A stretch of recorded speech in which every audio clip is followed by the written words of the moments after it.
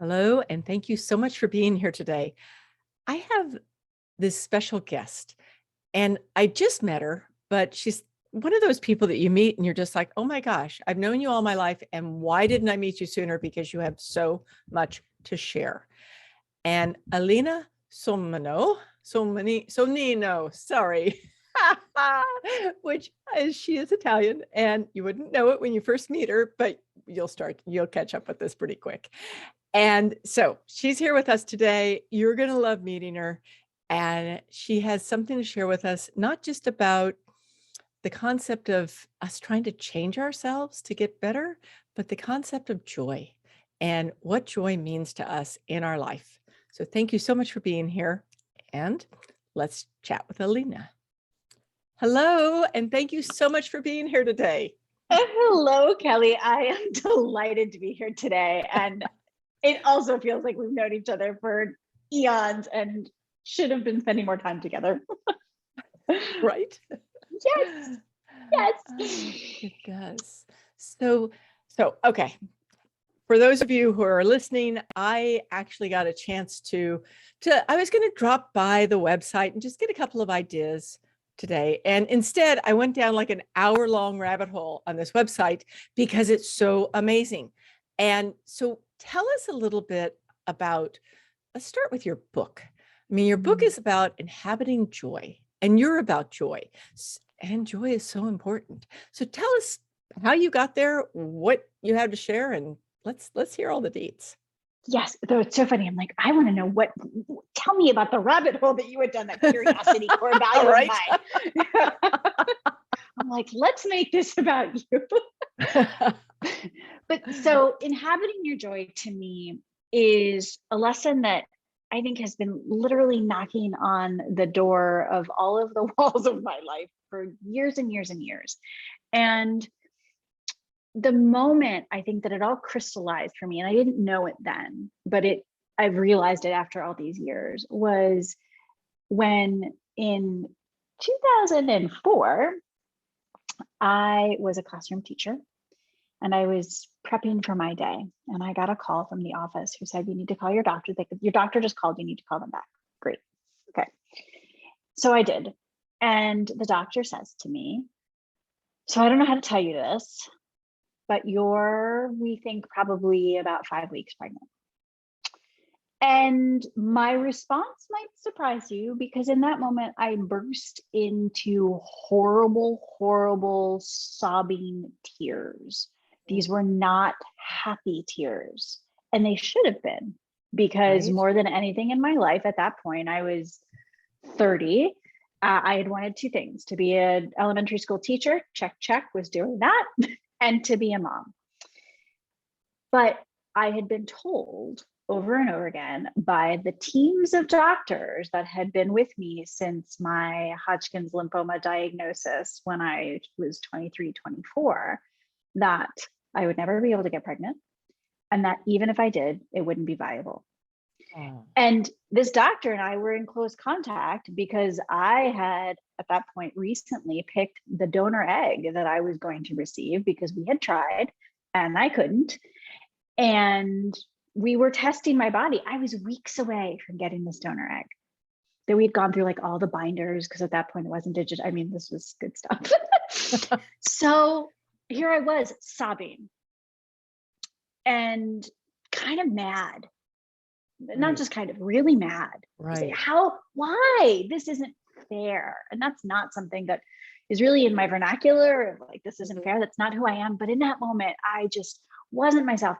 And the doctor listened and let me cry, and then said, look, you can grieve, or you can celebrate until the day you can't. Oh. And put like that, right. Put like that, I was like, oh, sign me up, option B. Like, it's not even a question mark, right? With all of the uncertainty, the not knowing, put to me like that, it was very, very clear that I had a choice that I was being invited to make, right? I could stay in the frustration, the anger, or I could choose to celebrate something without any knowledge, without any certainty of what the outcome was going to be. Right. And that's who I've always been at my core. But it's, when you're presented with it like that, it was literally option A, option B, multiple choice, pick one. And it didn't feel like it was going to be and it is a choice that we get to make every single day. But I was so resolved when it was presented to me. So I went home that day. Well, before going home, I went to the CVS because I needed to buy a pregnancy test because I had to see it for myself. Sure, of course. And I bought a journal where I started writing to my sweet, sweet baby. Right. And that to me is this idea of inhabiting your joy, of realizing that we are the key. Stuff happens in our lives that is sad, that is hard, that is challenging, or it doesn't have to be a cancer journey. There are so many moments on any given day, big things, little things. And to remember that our joy isn't defined by a singular moment. It's this idea of choosing. And to me, the ingredients to make that choice, the things that help us make that choice, are being rooted, right? So grounded, centered, present, but not just in the moment, in our bodies, in the truth of what makes you, you, and me, right? Of being curious. So instead of seeing everything as a judgment or a fixing and, all the things, of allowing and being curious, and then tapping into our aliveness. And our aliveness is a full spectrum of all the things. It's not just defined by the rainbows and unicorns. So with those three things, we can then make the choice to celebrate until the day we can't, right? To choose to be the key that shows up for ourselves. So the more it took me a long time to kind of realize it and to, this is always what has made me, and what I'm really here to talk about on this planet, because it is a choice and it takes effort and it's not always easy. And yet to me, it is always the path forward. Right. Yeah, I see that. So a question though is, if it's the path forward, what are some of the ways that you take those steps along the path? Like how do you actually make this concrete? Yeah, great question. Right. So for me, one of the places it always begins, if I think about getting rooted, and these three kind of pillars: get rooted, get curious, be alive, they're also interconnected. But for me, the starting point is always my body. And whether that means coming into breath and just realizing that my body knows how to breathe and it instinctively breathes, right? Or movement, right? Of feeling that connection to me through my body, being present. And one of my very favorite, there are a few practices that I love to get rooted. One of them is a brain dump. And it sounds, it is just what it sounds like, right? Of taking whatever is in your brain and giving it a place to live on paper. And though that is somewhat disconnected from the body, it helps you get into the body, because one of the things that I think, right? I'm just thinking right now, everyone's going to be thinking that works with me, she coached her on that answer. I promise I was not paid to say brain dump. Brain dump and movement, absolutely, right? Well, to me, so if I'm going to invite people to get out of their head, right, or to get into their body, I have to give them a place to go. But we also have to start where we are. And so it's this idea of decluttering. And a brain dump came to me. It's not I didn't invent it, right? But I remember reading Julia Cameron's The Artist Way years and years ago, where she talks about the morning pages, which are 3 pages, stream of consciousness writing to cultivate creativity. But as I did that, what I recognized was I was honoring whatever thoughts I was having, and I was giving them a place to live so that I didn't have to carry them forward. Isn't that so true? It Right? is so true. Because when you do that brain dump, or whatever you want to call it, then all of a sudden you've cleared all this space in your head for something maybe better. Yeah. And then, right, so once we're rooted, once we know, and another question that I love is, and I usually, again, start this in my body. What do I know for sure in this moment? right? So you can connect to that through awareness, through senses in your body. You know, my feet are cold, my whatever it is. For instance, I just looked up, and not in my body, but I see these two massive birds, right? It helps us be present, and it helps us remember we're not talking about the past, we're not talking about the future, but in this moment. Because I don't know about you, but I'm an Olympic level overthinker and also catastrophizer. Gold medal winner, huh? Gold medal, world champion. And so this question of what do I know for sure in this moment brings me back, right? In this moment, I know I am safe. I am, you know, surrounded by a dog who's sleeping, right? It just anchors me. And then once we get rooted, we can start to open up to curiosity to what is here for us, right? What can we notice? What can we allow instead of judge, instead of should, instead of all the things? And then we can tap into, okay, the possibility. So it's this idea of once we get rooted, then we can start to notice what's working instead of what's not working.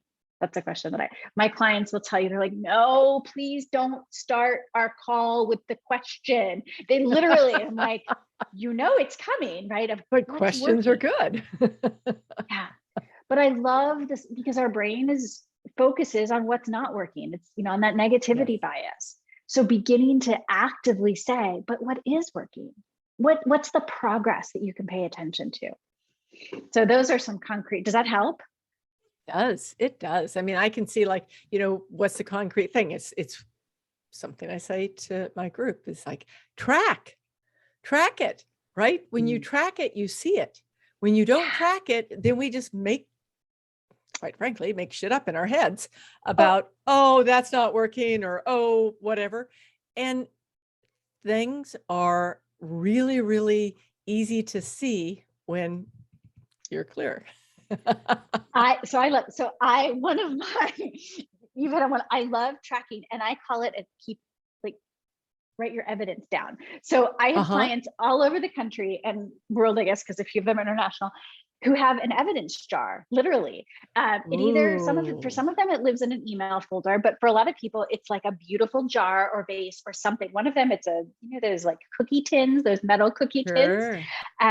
But it's writing little notes down of the evidence, right? So whatever it is you want to be collecting evidence for, right? So moments where you celebrated, moments where something worked, where you felt strong, whatever it is your intention is, just write it down. It doesn't have to be, a chapter. It just could be in a little few words. I literally love the act of, I have these little gold pieces of paper that I've just cut up. And so I have them everywhere just in case a moment finds me. I write it down, I fold it, and I put it into my evidence jar. And I love watching as that jar, show me. Okay, if you're listening on the podcast instead of watching on YouTube, so what I'm going to do is I have to show my evidence jar. Isn't this amazing? It's made out of yarn, and it was actually, I guess, I don't know how you do yarn, but it was knitted together or something. And it's just like all the stuff. And I keep it on my altar because I just find but I never thought about it as the evidence jar. Like usually I think about it as gratitude. And as soon as I say to myself, gratitude, it has to be something big, right? Like what's something amazing that happens today? But what if I was just saying, what's some evidence that my life is feeling pretty darn good right now? I can just write down on my little piece of paper. Absolutely. I met this amazing woman. Boom, in the evidence jar, right? Yeah. I love it. So do I. And so mine's over there. Right? But it's this idea. Show and tell. Show and tell. I'd have to walk over the dog and then he might wake up. Yeah, that's okay. But and the other thing is, not only can you see, I'm a fan of having an evidence jar that you can see versus having it be something digital, because to me, it's something that I literally see every time I walk into my office or turn from my desk. The other thing is, on the days that feel a little stormy, right? We're not ignoring those days because they happen, but we can go in and pull a piece of evidence and be reminded that things can be stormy and right? There's this aliveness, there's this possibility of joy. There's There's a a reminder lot of of the power there. and. Yeah. Yeah. There's so Because we much tend to power. be all or nothing. Like, It's true. right. And Either or. So either or. Well, I'll share a very quick story. So my daughter's now 17 and she hates it when I tell the story, which is why I like to tell it. Awesome. Years ago, we were in Italy for 3.5, maybe 4 weeks, and had done all these amazing things, hiking near Cortina, like getting little strawberries, little fragoline, finding them, who could find more, then eating them, all of the things. We spent time in Venice, which is where we're from, and we had gone out to Murano, the island where they make all the beautiful glass, hand-blown glass, and we had gone for a coffee afterwards with a family friend. And this was also the age where she wanted to, start experimenting a little bit of independence. She was like, can I go to the bathroom by myself? Right. And in places that weren't that big and I could, sure, go for it. So we had practiced this in restaurants and different things. Here we are in this little bar, middle of the morning, and she goes to use the restroom. And then you kind of hear, actually, my family friend was like, was that her? Like, was that Samantha's voice? Minutes passed. Okay, this is not long periods of time, but I'm not even sure, multiple minutes. Short amount of time. I go, she had locked herself in. She couldn't turn the knob, right? She couldn't get herself out. She and I remember it differently. I'm pretty sure there was space underneath the door. She would tell you it was a really long, big door. There's no way to get out. Okay, she got out. We get back to the US after this almost month-long trip. So many experiences, and people are like, Samantha, how was your trip? What does she talk about? The only thing that mattered about this trip was getting locked in the bathroom and the hours that it took, right, to be rescued. So, but it's such a good reminder. Like, she had gelato and Nutella to her heart's content, and yet that's what her brain wanted to focus on. Right. And so this idea of collecting evidence helps us work with our brain to say, okay, we're gonna actually invite you to like focus on this one thing, because when we focus on one thing, that's what we notice more of. Right.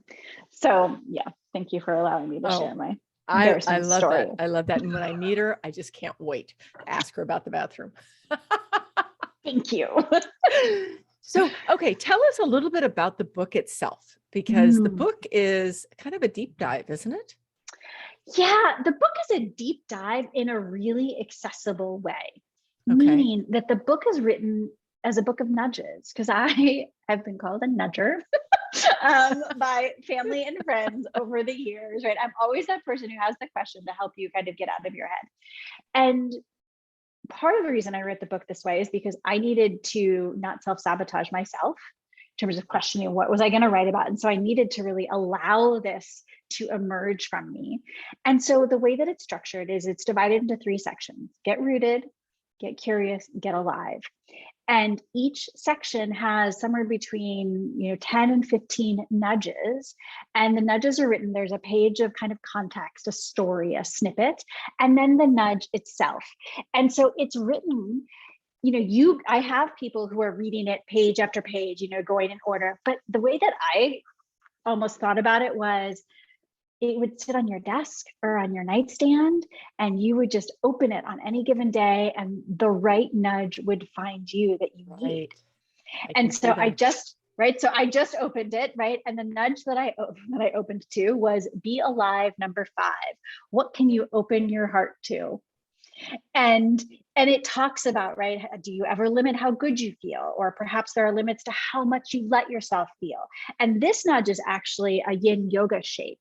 So it's a shape, it's reclined bound angle. And there are, I think, 6 shapes in here to remind us that we can access, right? We can use our body to tap into our aliveness or our curiosity or our rootedness. And so it's just got some questions and a little practice, right? Place your right hand on your belly and your left on your heart. Breathe in and breathe out. And ask your heart, what am I ready to open up to today? I love it. Yeah. So, and what I've heard from people is that doing it like this in little bite-sized pieces makes it accessible, makes it realistic for people to play with these things that can be very deep dives, right? But in a way that doesn't feel daunting and overwhelming.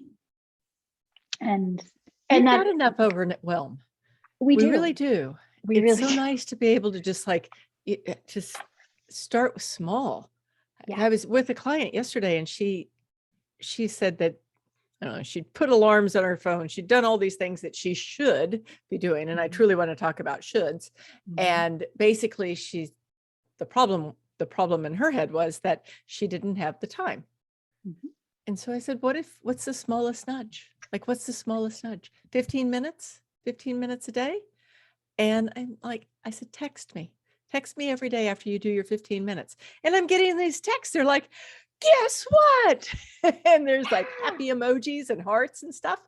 And it's just a little touch, right?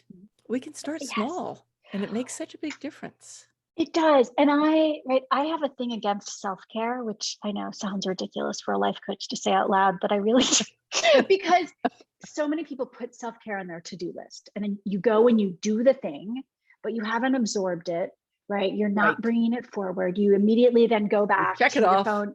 Right, it's done. Versus ongoing tending, nurturing, and nourishment, right? And so to me, coming to these nudges are like a regular tending practice. And somebody recently said this weekend was like, some of these have made me cry. I'm like, awesome. I mean, of course, right? And also, right? Yeah. And others are just going to feel delicious and delightful. And so it's this reminder that, right, however we want to use these nudges, it's about that ongoing and consistent practice that we give to ourselves that helps us create the change that we want to be, and that we are that thing that actually there's nothing else we need, right? None of these nudges are rocket science. They're all of the clarity and the wisdom and the strength comes from you. And so my hope is that these nudges help us reconnect with ourselves and bring that version of our strength and our clarity and our power and our joy forward. I absolutely see that. And I guess what I was really touched when I was on your website, because what kept coming up for me is something I read recently, and I'm going to just paraphrase it. Basically, if you're trying to stuff the feelings that don't feel good, you are also stuffing the feelings that do feel good. So it's like you have to have your allowance to yourself of all of the feelings. And I'm not sure we were taught that you can have, I know I was not taught. It was very, very clear to me as a child. My father would say, you put a smile on your face and you act like you're happy. And I'm like, but actually, I'm really not happy. All right. Pretty annoyed at this moment in my life. But just that allowance of all the feelings, that is a little bit what you're touching on in here, isn't it? Absolutely. Because to me, if we think about aliveness is the full spectrum, right? It's not just the rainbows and unicorns, it's also the storms. And, there's all you can't have sunlight without the storm kind of thing, or daylight. And sunrise comes after dark. It's dark and then it's sunrise kind of thing. But yes, right. And it's that idea. It really is an allowing, Callie, this. And I'm Italian and I'm Jewish. So we had big voices and talked with our hands all the time. So there was a lot of feeling in my house and emotion, and perhaps there still is. But this idea of being with it, befriending all of the parts of ourselves, right, versus judging them. And that's where I think I think about this in my body. So I love to lead yin yoga because we sit in shapes and we stay there and the body talks to us, right? And we feel the hip or the back or the shoulder. And our first instinct is to fix it, right? Or to change something about it or to judge it. Like, oh, I must have done this thing.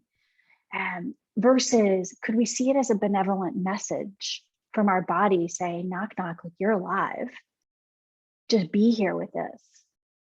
And there are things in life that need to be fixed. right? If you're bleeding, please put on a Band-Aid. Of course. Right? I broke my wrist in January on the day the book launched. Very funny, or not. Sorry. I know. I don't mean to laugh. I mean, oh no, like I had to laugh because it was literally, I slid on the ice, fell, broke my wrist, my right hand, I'm right-handed. I mean, the comedy of it. But what's interesting is, I didn't need surgery, right? My body was going to heal itself. Yeah, it had to be put in a cast to protect it, but the body was going to heal itself, which is a lesson that I've been taught over and over again. And it was when I started kind of being with my wrist versus fighting it or being mad at it, it was kind of like, hey, maybe you could stop efforting and like trying to do all the things and just celebrate all this stuff. You wrote a book. Right. How about you celebrate? You wrote a book and it's coming out, right? But were you instead thinking about, oh, I've got to get this done and that done and got to do the stuff? Yes, I know. Right. Like, how can I create this machine around the book, which was never the intent of the book. Oh, by the way, right? The book was always going to be shared from friend to friend, talked about, played with, but as it happened, right, that like machines started speeding up of all of the, and I love, you talk about kind of the things that are your kryptonites, right? And expectations are my kryptonite for sure. And curiosity is my antidote. Oh, I love that. I love that. We're going to have to put that quote on the website for you. Yes. Because it's so true, right? I mean, a lot of times we'll talk about kryptonite as if it's something we're trying to overcome, like I don't know, sugar, we talk about that a lot and stuff, or not moving. But the truth is that it is actually deeper. It's feelings and actions and expectations.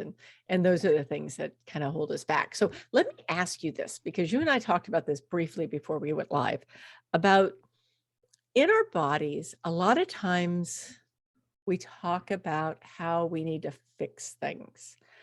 And life is going to be better once it's fixed. So how do you look at that?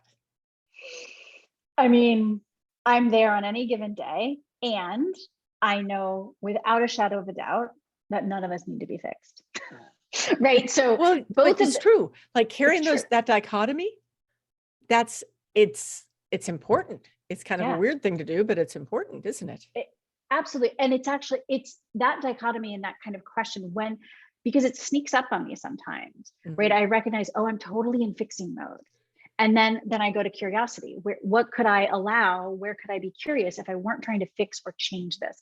I love to ask the question when I'm speaking to a new group, and I'm like, when was the last time you weren't trying to change something about yourself?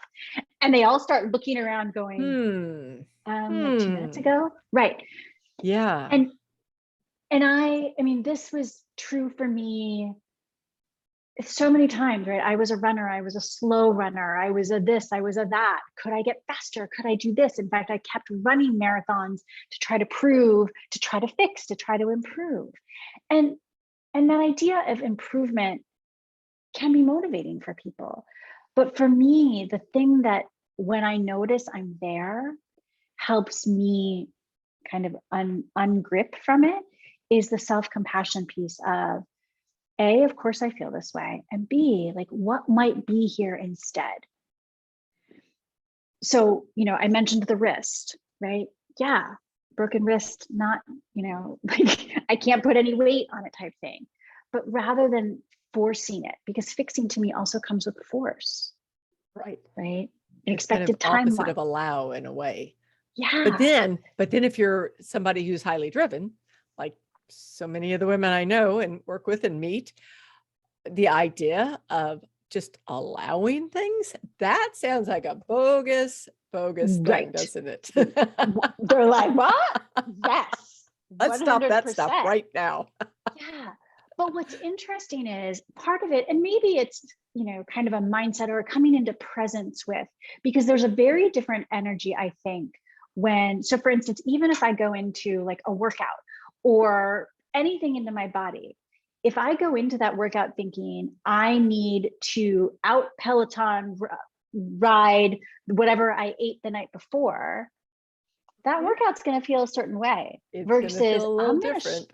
Right. I'm going to show up. I'm going to pick a teacher that I love or a music theme that like, and I'm just going to like be really present with what my body can do in this moment.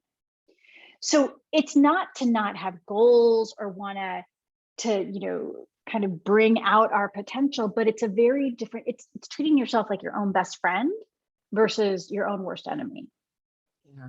Yeah. It's so true because you would, oh, let's say your puppy dog, right? You would never tell your puppy dog all the things that it should do, but you can just love it completely. Yeah. And, you know, if we're doing a workout, then if we are having fun and enjoying it, such a different energy, right? Yeah. And I heard once, right, it's that question of, you know, sometimes we do things because we're trying to get rid of stress, right? And like workouts are a great way to release stress. Yes. But the flip question is what I love. What do you have to gain? Mm, Right. So versus the I'm doing this to fix my mood. Okay. But what might you gain? Right. So maybe it's, you know, I think a lot about like getting breathless. So I used to, let's talk about fixing. Years ago, I went on, it was my first kind of wellness retreat, and it was a hiking and weight loss and all the things retreat in British Columbia. And so we would hike anywhere from 2 to 4 hours a day. And on the first day, they kind of put you go out for a hike, and then they kind of put you into pace groups so that people, you know, can feel challenged, but also safe. And I was in the second pace group from the front. And I've had chemo, right? I've had chemo in my life. The way that they described the first chemo treatment that I had was that it likely wouldn't have a fertility impact, but it would likely give me lung damage, which it did. And so there I was on these hikes, breathing hard and heavy, right? And it was like the sound just kept getting louder and louder and louder in my head.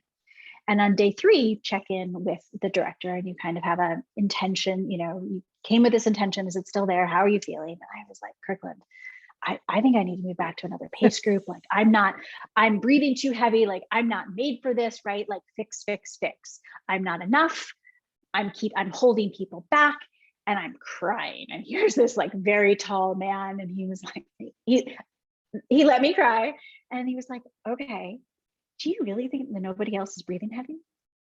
And I was like, well, Do you think right, nobody else feels like they're the ones right, holding everyone back? right. And then he was like, so he goes, look, if you really want to move to a different pace group, that's fine, but not because you think you're not enough, because that's a load of all the things.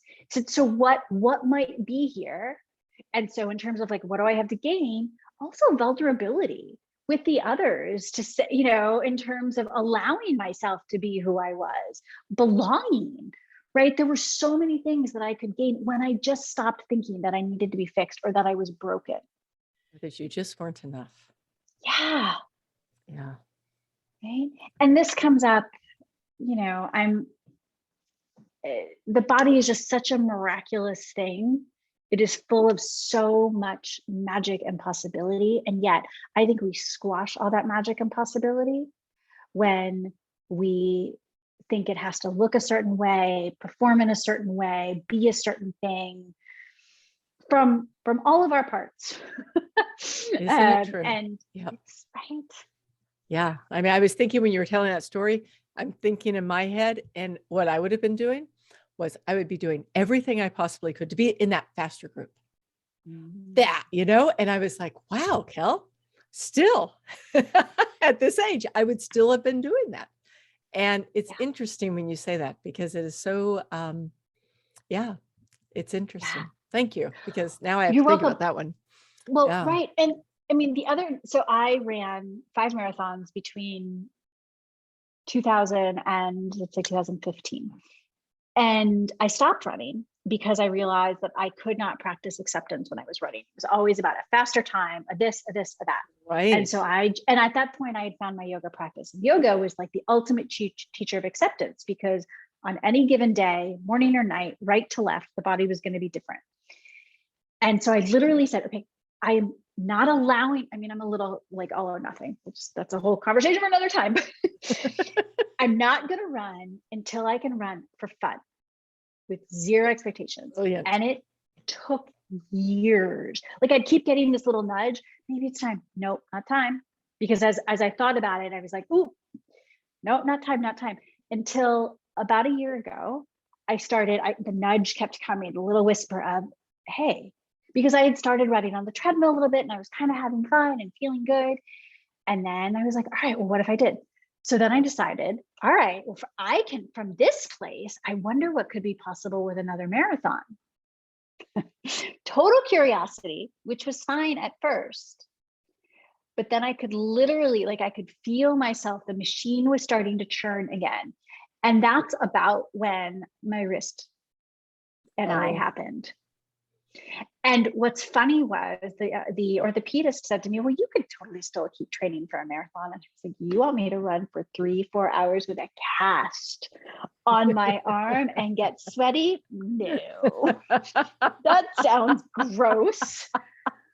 But it was fast, right? But it was also this really interesting reminder of like how I had, even with this thing that I was approaching at first with curiosity, the best possible intention for me was starting, like I was going into that danger zone of expectation.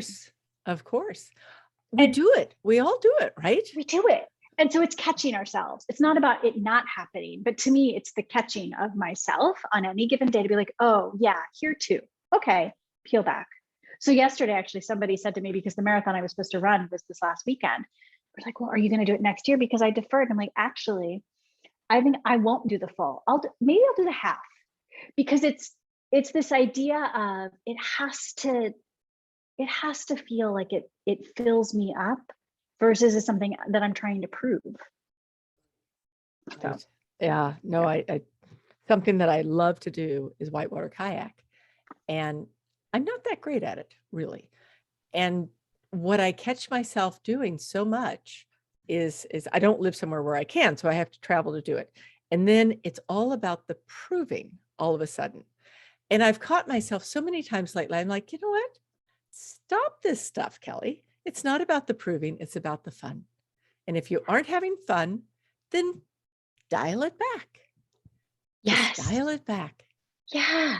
And that fun, I think we can access when we come from a place of fullness versus depletion, right? So if I think about why inhabiting your joy, right? I was just talking with a client earlier this morning, and she's really worked, part of her practice has been, she's been connected to a tree, which not physically, but back in the winter, she kind of chose a tree in her yard, and she decided she was going to go either look at it from inside if it was freezing cold, or go be with it a few times a week to see how it changed in the seasons, to see what else the tree, like what was the tree home to, all of these things.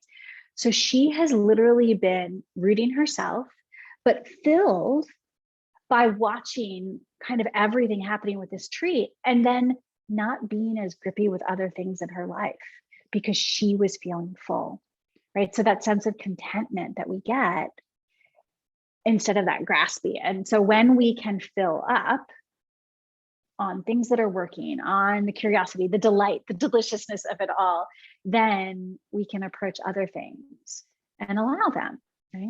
Yeah, we can. And we're coming from a different vibration when we do that. Yeah. Okay, I am taking up all your time, but let me ask you just 2 quick questions. One of them, the book, I'm assuming that not only is it available everywhere, did you have a special place that people could buy to support local bookstores? Did I see that? Absolutely. Yes. Bookshop.org. So you can go to bookshop.org and support your local bookstore when you purchase there. So I love independent bookstores and small bookshops. They make my heart happy. So yes, that's a great place to go. And if you go to, and I think you said we'll put the link in the show notes, but on the book page, that is the first link, and you can go there and find it. A couple of days ago, I drove through a shopping center and there was a bookstore, and I got so excited because I haven't seen a bookstore in I don't know how long. So also, do you want to talk about your retreat really quick, or do you want to just send people there? Why don't you talk about your retreat? Because I'm like all over this retreat. The one in Mexico. The one in Mexico. Yeah. So the Nurture and Nourish You retreat is in January 2023. at a retreat center near Sayulita, Mexico, which is just north of Puerto Vallarta. And this is a place, I mean, to say that it's magical would be like the understatement of the century, but literally the entire week is spent in the open air, finding ways to nurture and nourish yourself with, yes, yoga, but also the most delicious food and local adventures. We have a surf lesson day because that's the first place that I decided I wanted to try to learn to surf. And that's a story for another time, but it's just, and there are whales in January, and the casitas, everything, Kelly, is open air. So the casitas only have 3 walls. You sleep with the sounds of the birds and the ocean, and it's magical. And I'm super excited that I have a friend and colleague, a master facilitator for Body Groove, she's coming with us. So Heather's going to be there, and Groove is like dance meets yoga meets your 5 and skipping around the playground. And so really this beautiful way to access embodiment. So this retreat we went this last year. I had been there before, and it's just the most delicious place in the world. Hummingbirds and butterflies and all of the nature. So yes, join us, and you can find information on my website about that. Definitely link to it after I get my spot first. So not that I don't want to share, but and then tell us a little bit about, you have a free gift for the crew. So tell us about that real quick. Yeah. And it actually goes to this thing that we were talking about towards the end of like filling up, right? So there's about a 12-minute-ish practice, a yoga practice. You can do it really on your bed, on the floor, on a yoga mat, on a blanket, anything that's comfortable, but to help you fill up on finding your joy. So it's a practice to get into your body, and it really goes through you get rooted, you get curious, and you get fully alive with gratitude and what's working. And it's this sense of like allowing your heart to be filled up. So you can find that at sunriseinyourpocket.com/find-your-joy, I think. And it's just a beautiful practice that you can do on any day to fill yourself up, because we get to do that. We get to fill ourselves up. I'm excited to try that, and I will definitely link to it in the show notes. And so you'll find out everything you can in the show notes. But thank you so much for being here. I could talk to you for hours, but thank you so much for being here. Thank you, Kelly, so much for allowing me to be part of your community. It's a great honor and delight. Thank you. Thank you. Have a wonderful day. You too.